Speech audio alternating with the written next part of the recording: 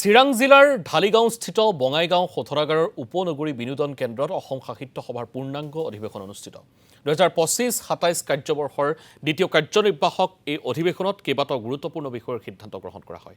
অধিৱেশন সমাপ্ত হোৱাৰ পিছত অসম সাহিত্য সভাৰ সভাপতি ডক্টৰ বসন্ত কুমাৰ গোস্বামীও সংবাদ মাধ্যমৰ আগত ব্যক্ত কৰে পূৰ্ণাংগ অধিৱেশনৰ আলোচনাৰ বিষয়ে। লগতে অসম সাহিত্য সভাই আগন্তুক পূৰ্ণাংগ কাৰ্যনিৰ্বাহকৰ অধিৱেশন বৰাক উপত্যকাৰ শিলচৰত অনুষ্ঠিত কৰাৰ সিদ্ধান্ত গ্ৰহণ কৰে। ভূপেন হাজৰিকাৰ জন্ম শতবৰ্ষৰ লগত সংগতি ৰাখি এই বৰ্ষত 11 অক্টোবৰত শিলচৰৰ অসম বিশ্ববিদ্যালয়ত অনুষ্ঠিত হ'ব অসম সাহিত্য সভাৰ তৃতীয় কাৰ্যনিৰ্বাহক পূৰ্ণাংগ অধিৱেশন। ইয়াত আমি ভালমানখিনি প্ৰস্তাৱ লৈছোঁ, বিশেষকৈ 7টা প্ৰস্তাৱ লৈছোঁ।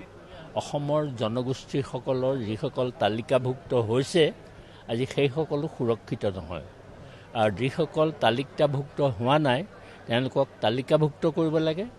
আৰু লগতে এইটো কথাও মই ক'ব খুজিছোঁ যে তালিকাভুক্ত হ'লেই জনগোষ্ঠীয় অস্তিত্ব ৰক্ষা হ'বনে? কেতিয়াও নহয়।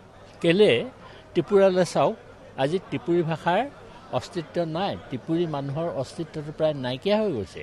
গতিকে চৰকাৰক আমি ইয়াৰ এটা বিহিত ব্যৱস্থা কৰিবৰ কাৰণে আমি সংবিধানৰ ন্যায় সংহিতাৰ যি 5ম আৰু 6টা দফা সেইখিনি কাৰ্যকৰী কৰিবৰ কাৰণে চৰকাৰক অনুৰোধ জনাইছোঁ। ড্ৰাগছ আসক্তৰ কাৰণে বিশেষ কাৰ্যসূচী আৰু প্ৰচাৰৰ ব্যৱস্থা কৰিবলৈ আমি চৰকাৰক অনুৰোধ জনাইছোঁ। আৰু লগতে আমি শিশুসকলৰ যিটো মোবাইল চোৱাৰ প্ৰতি যিটো আগ্ৰহ, আইন কৰি হ'লেও এটা নিৰ্দিষ্ট সময়ত মোবাইল ব্যৱহাৰ কৰিবৰ কাৰণে আমি কৈছোঁ।